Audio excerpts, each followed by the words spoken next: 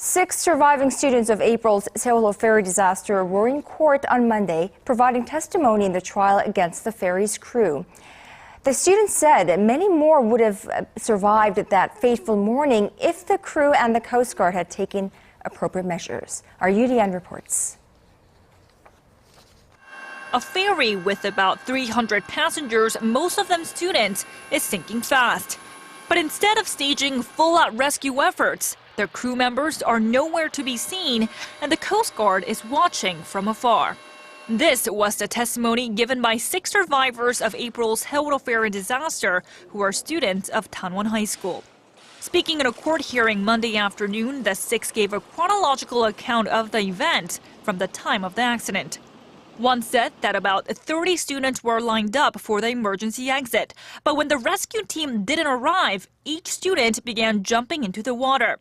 As soon as she did, the student says in a shaky voice that the wave suddenly crashed up against the emergency exit where 10 of her friends had been waiting. They were unable to escape. Another surviving student also said that the Sewol-ho crew were nowhere to be seen for the entirety of her escape. She testified that the Coast Guard was within an arm's reach of the emergency exit, but only lifted out the people who fell into the water. She said she told them a lot more of her friends were just inside the emergency exit, but the Coast Guard only watched as the ship continued to list. Most students told judges that there were repeated announcements instructing passengers to stay where they were.